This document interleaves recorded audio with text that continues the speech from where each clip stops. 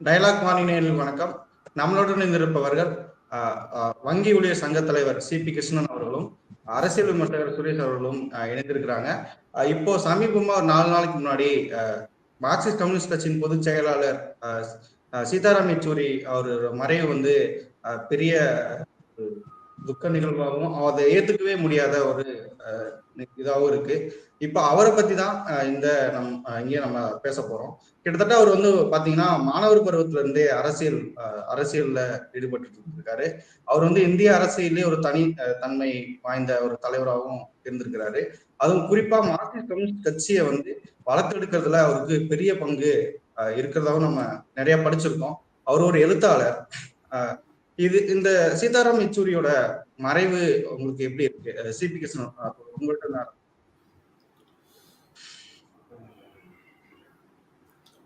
இந்த செப்டம்பர் 12ஆம் தேதி ஒரு 6 நாட்களுக்கு முன்னால் மாலை 4 மணிக்கு ஒரு தொலைபேசி அழைப்பின் மூலமாக தான் அவர் மறைந்த செய்தி எனக்கு கிடைச்சது. உண்மையிலேயே அப்போ நான் வந்து சண்டிகரில் இருந்தேன். அதை ஏற்றுக்கொள்ள முடியாத ஒரு நிலைதான் இருந்தது. என்னால் நம்ப முடியல. உடனே மார்க்சிஸ்ட் கம்யூனிஸ்ட் கட்சியோட வெப்சைட் போய் பார்த்தேன், ட்விட்டர் ஹேண்டில் பார்த்தேன். அங்கே அப்டேட் எதுவும் இல்லை. அப்புறம் நம்முடைய டெல்லியில் இருக்கக்கூடிய மார்க்சிஸ்ட் கம்யூனிஸ்ட் கட்சி ஊழியர் ஒருவரை தொடர்பு கொண்டு இப்படி ஒரு நியூஸ் வருது, அது உண்மையா என்று கேட்கும்போது அவர் ஆமாம் என்று சொல்லும்போது நான் அதிர்ந்து போனேன். மார்ச் 12ஆம் தேதி என்னுடைய சகோதரர் தோழர் சிபி ராமச்சந்திரன் அவர்களை வந்து இழந்தேன். சரியாக 6 மாதம் கழித்து செப்டம்பர் 12ஆம் தேதி என்னுடைய உடன்பிறவா சகோதரர், என்னுடைய தோழர், வழிகாட்டி, அதே போல இந்திய இடதுசாரி இயக்கத்தின் மொழி விளக்கு தோழர் சீதாராம் யெச்சூரியை இழந்திருக்கிறோம் அப்படின்னு பார்க்கும்போது உண்மையிலேயே எங்கள் அனைவருக்குமே கடந்த 5-6 நாட்களாக எங்கள் வீட்டில் ஒரு துக்க நிகழ்ச்சி நடந்தது போல மாறி மாறி அதை பற்றியே நாங்கள் பேசிக்கொண்டிருக்கிறோம். அந்த அளவுக்கு ஒரு துக்க நிகழ்ச்சி. யெச்சூரி அவர்கள் விட்டு சென்ற பணி, ஆற்றிய பணி, அவர் காட்டிய பாதைன்னு வரும்போது உண்மையிலேயே ஒரு அவுட்ஸ்டாண்டிங் லீடர்னு சொல்லலாம். ஒரு இந்திய அரசியலில் ஒரு துருவ நட்சத்திரமாக இருந்தார் அப்படிங்கிறத கண்டிப்பா சொல்லலாம். அவர் வந்து மாணவ பருவத்திலிருந்தே நீங்க சொன்ன மாதிரி அரசியலுக்கு வந்தவர். ஜேஎன்யூ பல்கலைக்கழகத்தில் படித்தவர்.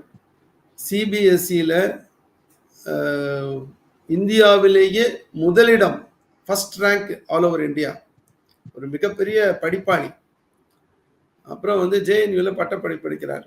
அப்புறம் முனைவர் பட்டத்திற்காக அவர் வந்து தன்னை இணைத்துக் கொள்கிறார். அதற்கான அந்த ஆய்வு நடவடிக்கையில் இறங்கும் போது தான் எமர்ஜென்சி எதிர்த்து 1975 ஒரு 23 வயது மாணவன் எமர்ஜென்சி எதிர்த்து மிகப்பெரிய அளவில் போராட்டம் நடத்துறார். நீங்க யோசிச்சு பாருங்க, ஒரு சின்ன இளம் பருவத்திலேயே அந்த நாட்டினுடைய இருண்ட காலமான எமர்ஜென்சி என்று வரும்போது மிகப்பெரிய தலைவர்கள் எல்லாம் இன்னைக்கு சிறைக்கு பின்னால் தள்ளப்பட்டது, பத்திரிகை சுதந்திரம் பறிக்கப்பட்டது, நாட்டின் ஒரு இருண்ட காலம் சொல்லுவோம் 19 மாதம். அந்த எமர்ஜென்சி எதிர்த்து அவர் நின்ற காரணத்தினால் சில காலம் தலைமறை வாழ்க்கையும் பின்னால் வந்து அவர் சிறை வாழ்க்கையும் அனுபவிக்க வேண்டி நேர்ந்தது. அப்போ ஒரு நல்ல ஒரு முனைவர் பட்டம் பெற்று இதெல்லாம் கலந்துக்காம ஒரு விரிவாளராகவோ மற்றதோ போயிருந்தா ஒரு லட்சமா சம்பாதிச்சிருக்கலாம். ஆனா அதையெல்லாம் தூக்கி போட்டு விட்டு இந்த நாட்டினுடைய சாதாரண மக்களுடைய அவர்களுடைய வாழ்வாதாரத்தை முன்னேற்ற வேண்டும், அவர்களுக்காக குரல் கொடுக்க வேண்டும் என்று ஒரு பாதையை தேர்ந்தெடுத்து மார்க்சிஸ்ட் கம்யூனிஸ்ட் கட்சியில் 1975 இணைந்து தன்னுடைய சொந்த லாபம் எதையும் பார்க்காமல், இப்போ நீங்க பார்த்தீங்கன்னாலே பொதுவா ஒரு அரசியல்வாதி அப்படின்னாலே அவர் வந்து லஞ்ச லாவண்யத்தில் ஈடுபடுவார், அவர் அதிகார துஷ்பிரயோகம் பண்ணுவார், அவர் வீடு வாங்குவார், சொத்து சேர்த்து வரலாம் இருக்கு. அந்த பாணியில் இல்லாமல் இவர் வந்து கட்சி கொடுக்கக்கூடிய ஒரு முழு நேர ஊழியருக்கு என்ன கொடுத்தாங்களோ அன்னைக்கெல்லாம் பார்த்தீங்கன்னா ஒரு 1000 ரூபாய் 2000 ரூபாய் கொடுத்துருப்பாங்க. அதுவே இருக்காது, 1000 ரூபாய் கூட இருக்காது, 300 ரூபாய் 400 ரூபாய் தான் இருந்திருக்கும் 1975.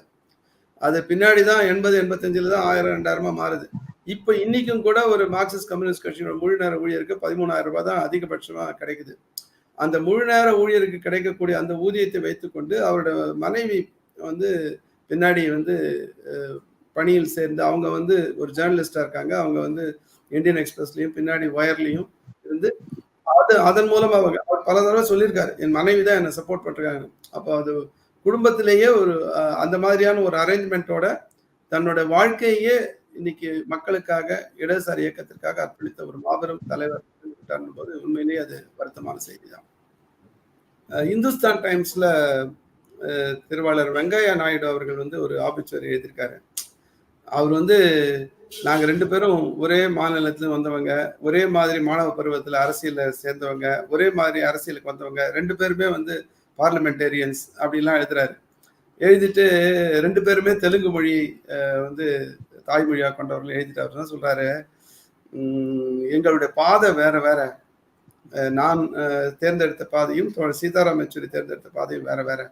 ஆனா எங்களுக்கு எப்போதுமே எங்க கிட்ட வந்து ஒரு நட்பும் தோழமையும் பாசமும் அஃபெக்ஷன் எங்க கிட்ட இருந்தது. நாங்க என்னைக்குமே வந்து ஒருத்தருக்கு வந்து எங்களை நாங்க ரைவலா தான், அதாவது போட்டியாளராக தான் நாங்கள் பார்த்தோமே தவிர என்றைக்குமே நாங்கள் ஒருவரை ஒருவர் எதிரியாக பார்த்ததில்லை. அப்படிதான் பல விஷயங்கள் நாங்கள் விவாதிப்போம். முடிக்கும் போது let us agree to disagree. நாம் ஒத்துக்கொள்ள இந்த விஷயத்தில் ஒத்துக்கொள்ள முடியவில்லை என்பதை ஒத்துக்கொள்வோம் அப்படின்ற மாதிரி தான் நாங்கள் முடிப்போம்னு சொல்லி ரொம்ப பிரமாதமான ஒரு ஆபிச்சுவரி கொடுத்துருக்காரு, நம்ம பார்க்குறோம்.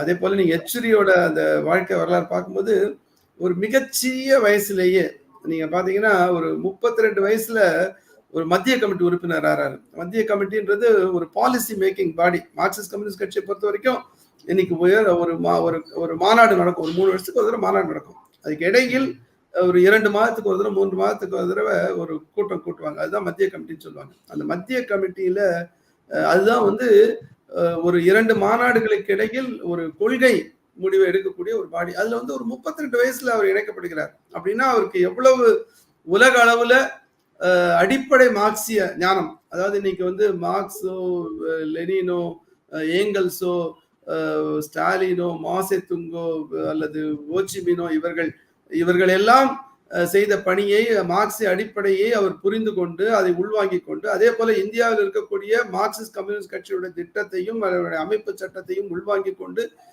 தன்னை வந்து அதில் ஈடுபடுத்திக் கொள்ளக்கூடிய அர்ப்பணிப்பு மிக்கவராக இருந்ததுனால அவருக்கு வந்து ஒரு மிக உயர்ந்த முடிவெடுக்கக்கூடிய ஒரு அந்த அமைப்புல இடம் கிடைச்சிருக்கு. நீங்க பாருங்க, அது வந்து இது நடக்கிறது வந்து 1985ல கிட்டத்தட்ட அவருக்கு வந்து அப்போ ஒரு 32 33 வயசு இருக்கும்.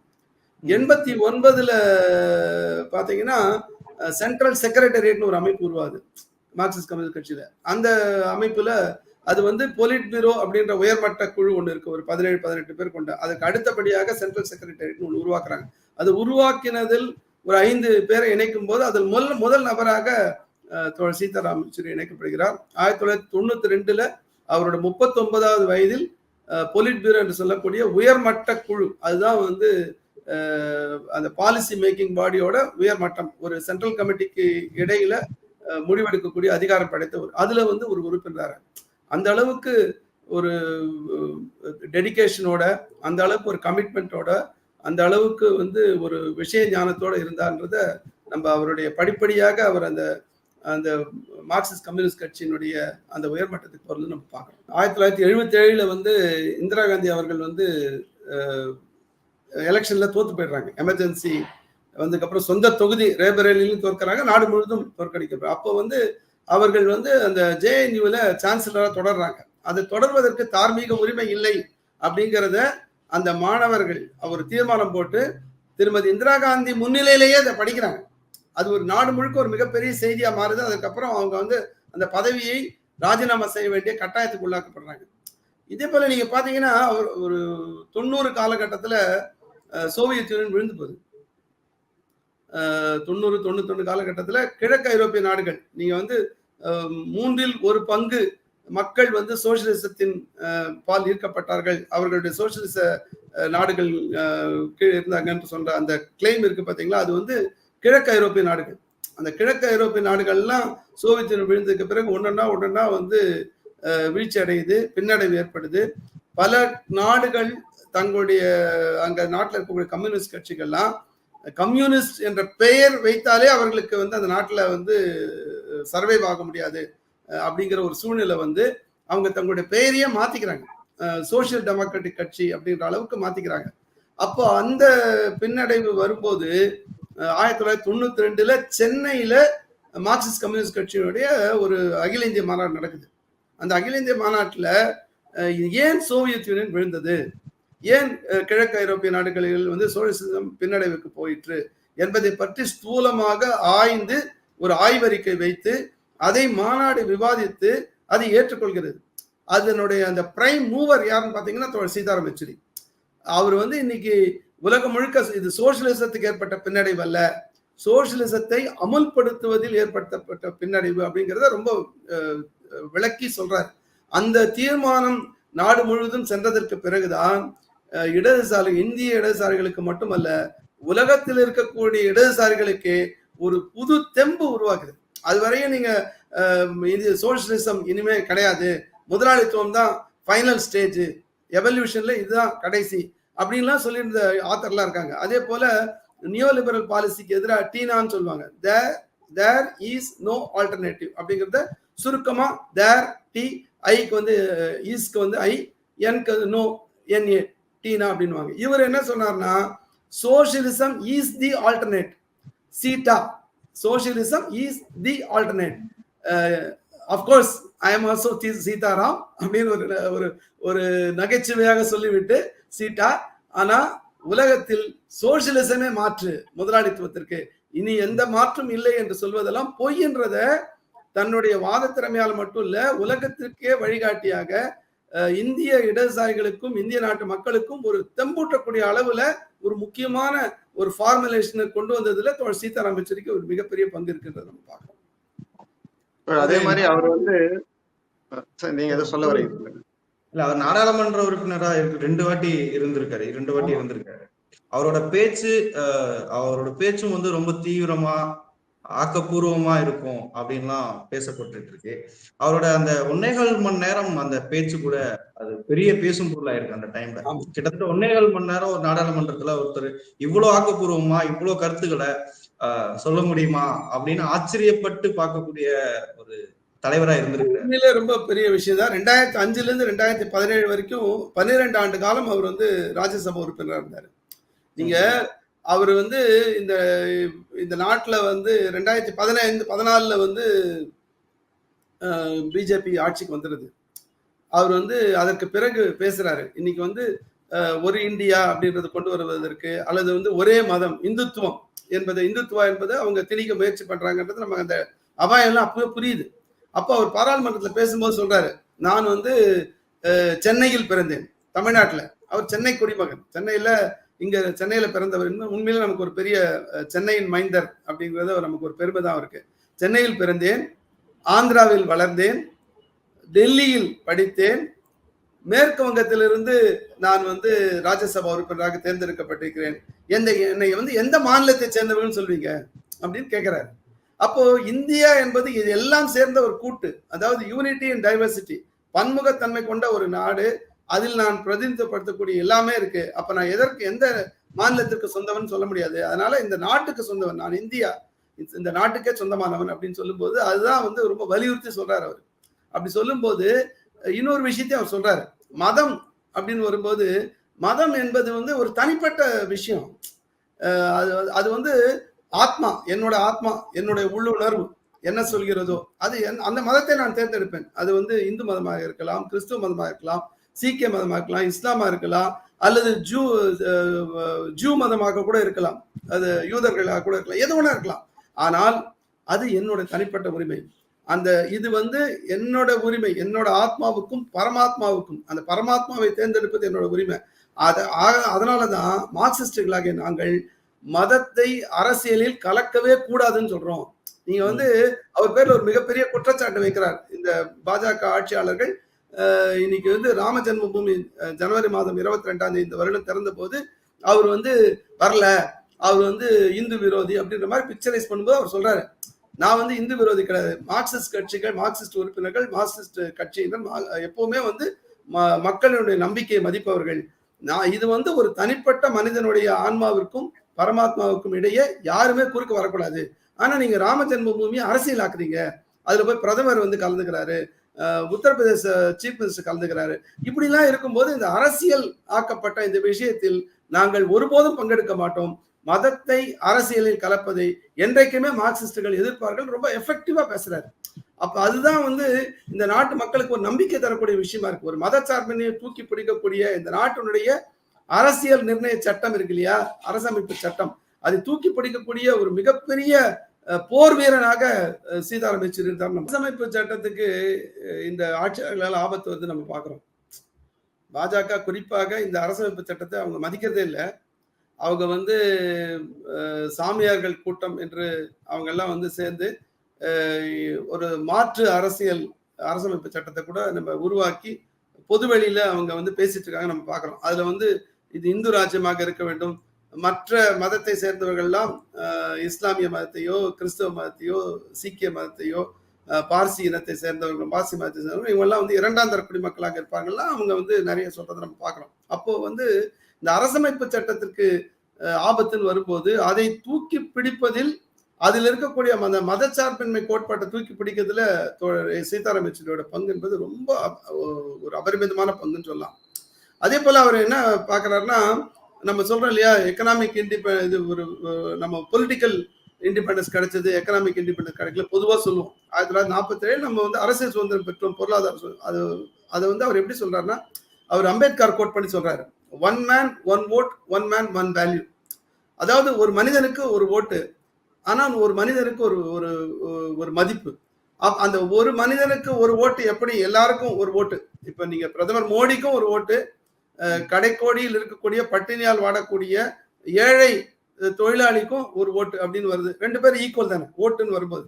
ஆனால் இன்னைக்கு ஒரு பணக்காரர்களுக்கு இருக்கக்கூடிய மதிப்பு, பதவியில் இருக்கக்கூடியவர்களுக்கு மதிப்பு ஏழைகளுக்கோ அல்லது பதவி இல்லாதவர்களுக்கோ கிடைக்குதா? இல்ல இல்லையா? அப்போ எல்லோருடைய மதிப்பும் ஒன்றாக மாறும்போதுதான் இந்த அரசமைப்பு சட்டத்திற்கு அதனுடைய உண்மையான அந்த வெளிப்பாடு என்பது, அதனுடைய அமலாக்கம் என்பது சிறந்து விளங்கும் அப்படின்னு அம்பேத்கரை கோட் பண்ணி அவர் பேசுவார். அப்ப இந்த கான்ஸ்டிடியூஷன் வந்து எவ்வளவு முக்கியமானது அப்படிங்கிறத ரொம்ப எடுத்து சொல்வார். ஒரு சமயம் பாத்தீங்கன்னா அமெரிக்க ஜனாதிபதி பராக் ஒபாமா இந்திய நாடாளுமன்றத்துக்கு வருகிறார். அவர் வரும்போது அங்க கோல்டன் புக்னு ஒன்று இருக்கும். அதுல வந்து அந்த ஃபாரின் டிக்னிட்டரிஸ் எல்லாம் கருத்து தெரிவிப்பாங்க. அதுல வந்து அவர் தன்னுடைய கருத்தை எழுதுகிறார். அவர் என்ன எழுதுறாருனாக்க, the longest democracy greets the largest டெமோக்ரஸி அப்படிங்கிறாரு. அதாவது மிக பழமை வாய்ந்த ஜனநாயகம் மிகப்பெரிய ஜனநாயகத்தை வாழ்த்துகிறது அப்படின்னு எழுதுறாரு. அப்படின்னா என்ன மீன் பண்றாங்கன்னா, அமெரிக்கா தான் வந்து முதலில் ஜனநாயக நாடாக இருந்தது, ஒரு 200-250 ஆண்டுகளாக நாங்கள் ஜனநாயக நாடாக இருக்கிறோம் அப்படின்றது அவரோட கிளைம், இவரோட ஒபாமாவோட கிளைம். அப்ப இந்தியாவுக்கு வந்து 1947 தானே சுதந்திரம் கிடைக்குது, இது வந்து அதை விட ஒரு குறைந்த வயதுள்ள ஜனநாயகம் தானே.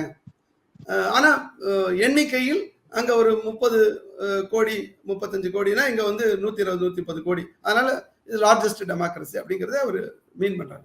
ஆனா அதற்கு கீழே சீதாராம் யெச்சூரி எழுதுகிறார், India is the longest and the largest டெமோக்ரஸின்னு எழுதுறாரு. நீ ஏன் அதை எழுதுறாரு அப்படின்னு நீங்க பாத்தீங்கன்னா, இந்த அடல்ட் சஃப்ரேஜ்னு சொல்லுவோம், அதாவது அனைவருக்குமான ஓட்டு, வயது வந்தவர்கள் அனைவருக்குமான ஓட்டு அப்படின்றது இருக்கு இல்லையா, அந்த ஓட்டுரிமை, அது வந்து இந்தியா தான் முதல்ல. டாக்டர் அம்பேத்கர் தலைமையில் அந்த கான்ஸ்டியூண்ட் அசம்பிளி உருவாக்கிய அந்த அரசமைப்பு சட்டம் இருக்கு இல்லையா, 1950 ஜனவரி மாதம் 26ஆம் தேதி ஏற்றுக்கொண்ட அந்த அரசமைப்பு சட்டத்தில் இந்தியாவில் எந்த பாகுபாடும் இல்லாமல் ஜாதி, மதம், இனம், மொழி, பாலினம், பிரதேசம் எந்த வேறுபாடு இல்லாமல் இந்தியாவில் அனைவருக்கும் ஓட்டு என்பது இருக்கு. ஆனா அமெரிக்காவில் அப்படி இல்லை. ஆப்ரோ அமெரிக்கன்ஸ் என்று சொல்லக்கூடிய ஒரு பகுதியினருக்கு 1965 காலகட்டத்தில் தான் வந்து அவர்களுக்கு முழுமையான ஓட்டுரிமையே கிடைச்சது. அது வரைக்கும் பேரளவில் இருக்கும், ஆனா ஏராளமான அவங்க வந்து சில கண்டிஷன்ஸ் அப்ளைன்னு சொல்லுவாங்க இல்லையா, அது மாதிரி சில நிபந்தனைக்கு உட்பட்டு தான் அவங்க ஓட்டு கிடைச்சது. எந்த நிபந்தனையும் இல்லாமல் அவர்களுக்கு ஓட்டுரிமை என்பது இந்தியாவில் முழுமையாக ஓட்டுரிமை கிடைத்த 1947க்கு பிறகு 18 ஆண்டுகள் கழித்துதான் அமெரிக்காவில் அனைவருக்குமான ஓட்டுரிமை இருக்குது. அதனால்தான் அவர் அப்படி கிளைம் பண்றாரு, India is the longest and the largest. அதாவது ஒரு அமெரிக்க சிட்டிங் பிரசிடென்ட் அவர் வந்து நாடாளுமன்றத்தில் எழுதக்கூடியதை மறுதளித்து எழுதக்கூடிய ஒரு ஆற்றலும் திறமையும் நம்பிக்கையும் திண்மையும் தைரியமும் ஒரு நபருக்கு இருக்கும்னா அது தோழர் Sitaram Yechury is a personification embodiment of all these qualities. அப்படி ஒரு நபரா அவர் பழிச்சிட்டு இருக்காருன்றதை நம்ம பார்க்கிறோம் அவரோட. நீங்க அதே மாதிரி பாத்தீங்கன்னா கரப்ஷன் வரும்போது அதுக்கு எதிராக ரொம்ப தீவிரமா குரல் கொடுத்தவர். நியோ லிபரல் பாலிசி, அந்த நவதாராளமய கொள்கைக்கு எதிராக போராடியவர். நீங்க அந்த நவதாராளமய கொள்கையை சொல்லும் போது பாத்தீங்கன்னா இன்னைக்கு வந்து ரெவென்யூ ஃபோர்கான் ஒன்று இருந்தது. அதாவது பெரிய பெரிய பணக்காரர்களுக்கு, கார்பரேட்டுகளுக்கு ரெவென்யூ விட்டு கொடுக்கக்கூடிய ஒரு ஏற்பாடு. அது வந்து பல லட்சம் கோடி. அது வந்து பல லட்சம் கோடினா மக்களுக்கு புரியாது. அதை வந்து அவர் எப்படி சொல்வார்னா, இன்னைக்கு இந்த பணக்காரர்களுக்கு விட்டு கொடுத்த அந்த தொகையை வைத்துக்கொண்டு இந்த நாட்டில் இருக்கக்கூடிய 120 கோடி குடும்பங்களுக்கும் ஒரு குடும்பத்திற்கு 35 கிலோ அரிசி அல்லது 35 கிலோ கோதுமை, மற்ற அத்தியாவசிய பொருட்களை நீங்க கொடுத்தா அது வந்து ஒரு 15 வருடத்திற்கு வரக்கூடிய அளவுக்கு ஒரு வருஷத்துல அவங்க வந்து ரெவென்யூ ஃபோர்கான் பண்றாங்க. 10 வருஷத்துக்கு அது உணவு பாதுகாப்பு கொடுக்கும் அப்படின்ற மாதிரியான சில புள்ளி விவரத்தை கொடுக்கும்போது மக்களை அது ரொம்ப சுலபமா சென்றடையக்கூடிய ஒரு ஏற்பாடு இருந்தது. அதே போல தமிழ்நாட்டில் லோக் ஆயுக்தா என்று சொல்லக்கூடியது, இப்போ நீங்க வந்து லோக்பால்னு இருக்கும் மத்திய அமைச்சரவையில், இங்க வந்து ஸ்டேட்டுக்கு வந்து லோக் ஆயுக்தான்னு ஒரு அமைப்பு இருக்கும். அது வந்து இண்டிபெண்டன்ட் பாடி. அது வந்து ஒரு மாநிலத்தில் ஊழல் நடந்தால் அது தட்டி கேட்கக்கூடிய, அது விசாரிக்கக்கூடிய சக்தி படுத்து. அது வந்து தமிழ்நாட்டில் இல்லை. தமிழ்நாட்டில் வேண்டும் என்று மார்க்சிஸ்ட் கம்யூனிஸ்ட் கட்சி வந்து ஒரு வழக்கு தொடுக்கிறாங்க சென்னை உயர்நீதிமன்றத்தில்.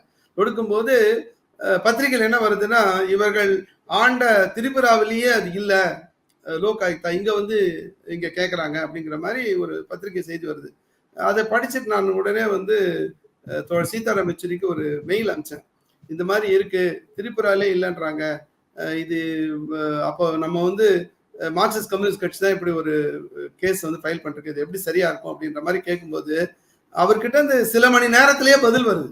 நான் ஒரு சாதாரண ஆள், எனக்கு வந்து அவர் பார்த்துட்டு உடனே பதில் போடணும்லாம் எந்த தேவையும் இல்லை. அவர் இருக்கிற பிஸி ஷெட்யூல்ல இல்லை, உங்களுடைய தகவல் தவறானது, திரிபுரால எப்பொழுதோ லோக் ஆயுக்தா அமைக்கப்பட்டு விட்டதுன்ற அந்த சரியான தகவல் கொடுக்குறாரு. அதுக்கான ஆதாரமும் கொடுக்கும்போது அது வந்து மறுநாள் அதுக்கு மறுநாள்லாம் பத்திரிகைகள்ல வருது, ஆகா இது வந்து ஒரு தவறான தகவலா இருக்கு அப்படின்ட்டு.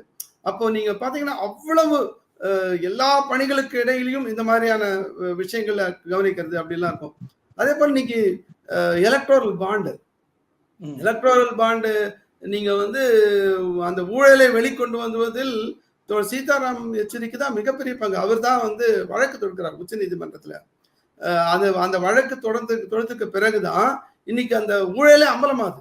எவ்வளவு பேர் வந்து கையூட்டுக்காக வந்து எலக்ட்ரல் பாண்டு கொடுத்தாங்க, எவ்வளவு கம்பெனிகள் வந்து அவங்க வந்து கையை முறுக்கி வாங்கினாங்க, கான்ட்ராக்டுக்காக வாங்கினாங்க, அவங்களுக்கு கொடுத்த அந்த மானியத்திலிருந்து வாங்கினாங்க, எப்படி இந்த சீரம் இன்ஸ்டிடியூட் எல்லாம் அந்த வேக்சினேஷன் தயாரிக்கிற அந்த நிறுவனங்கள்லாம் எலக்ட்ரல் பாண்டா கொடுத்தா பல விஷயங்கள் இன்னைக்கு வந்து இந்த ஊழலை அம்பலப்படுத்துவதில் அவரோட பங்கு பெருசு.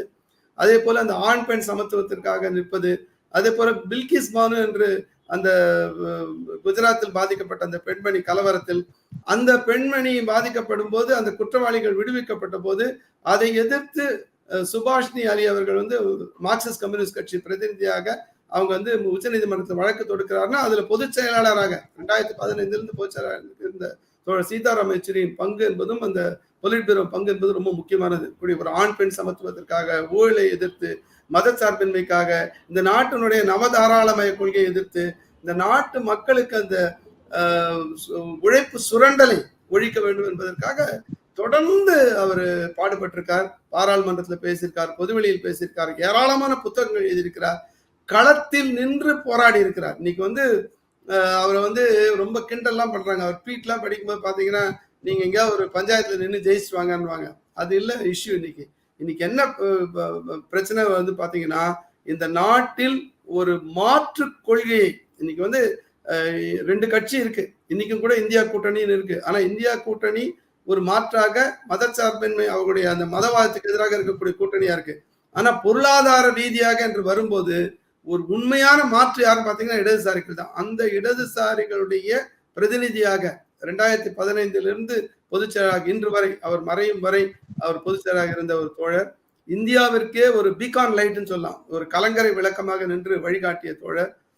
இந்திய மக்களுக்கு எல்லா விதத்திலும் அவர்களுக்கான அந்த பாதிக்கப்பட்ட ஒதுக்கப்பட்ட அந்த மார்ஜினலைஸ் செக்ஷன் சொல்றோம் இல்லையா, அந்த மக்களுக்கு அண்டர் ப்ரிவிலேஜ்டு முழுமையான அந்த இது கிடைக்காத சாதாரண ஏழை எளிய மக்கள், விவசாயிகள், விவசாய கூலிகள், தொழிலாளிகள், இந்த நாட்டில் பாதிக்கப்படக்கூடிய தலித்துகள், இந்த நாட்டில் வன்முறைக்குள்ளாகக்கூடிய பாலின சமத்துவம் மறுக்கப்படக்கூடிய பெண்கள், இப்படி எல்லா பகுதி பாதிக்கப்பட்ட மக்களுக்கும் அவர் நின்று ஒரு மிகப்பெரிய சேவை ஆற்றினார்ன்றதை பார்க்கிறோம்.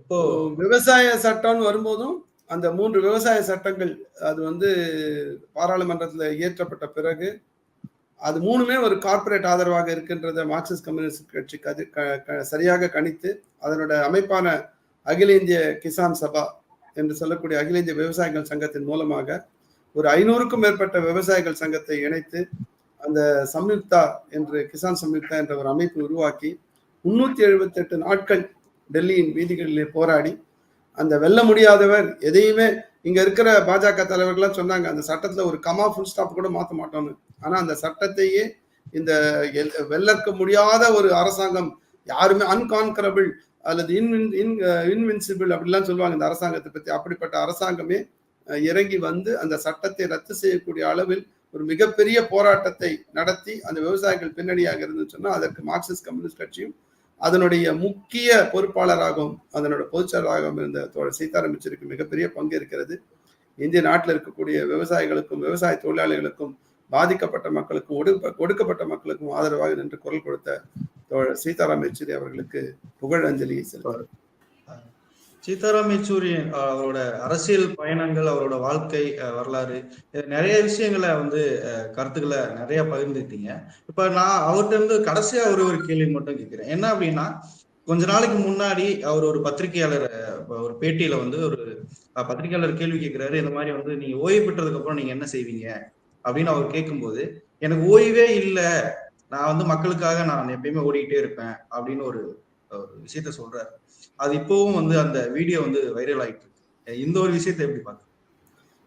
அதாவது பதவி என்று வரும்போது மார்க்சிஸ்ட் கம்யூனிஸ்ட் கட்சி சில வரைமுறைகளை வைத்திருக்கிறது. ஒரு இடை கமிட்டி மட்டத்தில் அப்படின்னா 65 வயது, மாவட்ட கமிட்டினா ஒரு 70, மாநில குழுனா ஒரு 72, அப்புறம் மத்திய கமிட்டினா ஒரு 75, அப்படி வயது வரம்பை வைத்திருக்கிறது. அது இப்போ ஒரு 3வது டேர்ம் அவருக்கு பொதுச் செயலாளர் 2025 ஏப்ரல் மாதம் மதுரையில் நடக்கக்கூடிய அந்த மாநாட்டிலே மீண்டும் அவர் பொதுச் செயலாளராக இந்த சட்டத்திட்டப்படி வருவதற்கான வாய்ப்பு இல்லை. ஆனால் அவர் ஓய்வு பெறுவார். ஆனால் ஒரு கம்யூனிஸ்ட் ஓய்வு பெற்றால் கூட அவரால் சும்மா இருக்க முடியாது. அவர் தன் வாழ்நாள் முழு, இன்னைக்கு பார்த்தீங்கன்னா அவர் சென்னைக்கு வரும்போது ஒரு முதுகுல ஒரு பிளாஸ்டியோட இருந்தார். நான் பக்கத்துல பார்க்கும்போது தோழர்கள் என்னங்க பிளாஸ்டிக் கேட்டா அவருக்கு அது ஒண்ணும் இல்லை, நான் பாத்துக்கிறேன். அப்புறம் விசாரிக்கும் போது தெரியுது அவருக்கு கடுமையான முதுகு வலி. அந்த அந்த முதுகு வலியோட பயணப்பட்டு பின்னாடி ஒரு தலகாணியை வைத்துக் கொண்டு பயணப்பட்டு சென்னைக்கு ஒரு கூட்டத்தை அட்டன் பண்ணிட்டு போறாரு. அப்படி தங்களுடைய உடல்நிலையை கூட பொருட்படுத்தாமல், தங்களுடைய சௌகரியங்களை கூட பொருட்படுத்தாமல் பணியாற்றுவர்கள் தான் கம்யூனிஸ்டுகள்.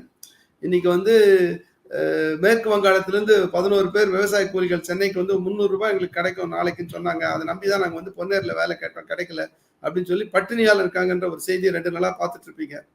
அதுல ஒருத்தர் ராஜீவ்காந்தி மருத்துவமனையில வெண்டிலேட்டர்ல இருக்காரு. அவருக்கு இன்னும் இது கான்சியஸே வரல.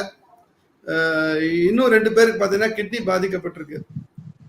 ஆனா அங்க யார் ஓடோடி போய் குரல் கொடுக்குறாங்கன்னு பாத்தீங்கன்னா தோழர் செல்வா தான். மார்க்சிஸ்ட் கம்யூனிஸ்ட் கட்சியினுடைய மத்திய சென்னை மாவட்ட செயலாளர் தோழர் செல்வா போய் அங்க அவங்களுக்கு வங்காளம் தவிர எதுவும் தெரியலன்றதுக்காக வங்காள மொழி தெரிந்த நபரை கூட்டு கொண்டு போய் அவங்களுக்கு சேவை செய்யறாங்க. இதெல்லாம் சீதாராம் யெச்சூரி அவர்கள் பாதையை பின்பற்றக்கூடிய மார்க்சிஸ்ட் கம்யூனிஸ்ட் கட்சிகளா இருக்காங்க, அவருடைய உறுப்பினராக இருக்காங்க. அப்போ இந்த நாட்டில் பட்டினி இருக்கும் வரை, சுரண்டல், உழைப்பு சுரண்டல் இருக்கும் வரை, பாலின அசமத்துவம் இருக்கும் வரை, ஒடுக்குமுறை, சமூக ஒடுக்குமுறை இருக்கும் வரை கம்யூனிஸ்டுகளுக்கு தொடர்ந்து வேலை இருக்கு. அதனால தான் ஓய்வு பெற்ற பிறகும் சும்மா இருக்க முடியாது. அதாவது ஓய்வு என்பது அந்த பதவியிலிருந்து பெறக்கூடிய ஓய்வு தான். ஆனால் எந்த கம்யூனிஸ்டுமே சும்மா இருக்க முடியாது அப்படிங்கிறதான். தோழர் சங்கரையா பார்த்தோம் 100 வயது. இன்னைக்கு தோழர் அச்சுராந்தனை பார்க்கிறோம். இன்னைக்கு பல ஓய்வு பெற்ற அல்லது பதவியிலிருந்து அவர்கள் விலகி கொண்ட பல கம்யூனிஸ்ட் தலைவர்களை பார்க்கிறோம். இன்றும் அவர்கள் தங்களால் ஆன அனைத்து பணிகளையும் செய்து கொண்டிருக்கிறார்கள். அதைத்தான் சீதாராம் யெச்சூரி தன்னுடைய எடுத்துக்காட்டாக சொன்னார். இது வந்து இந்த மாதிரி இன்னொரு நிகழ்ச்சியில நம்ம சந்திப்போம். இப்போ எல்லாருக்கும் நன்றி, வணக்கம். டயலாக் மார்னிங் நிகழ்ச்சியில் மீண்டும் நாளை காலை சந்திப்போம். நன்றி, வணக்கம்.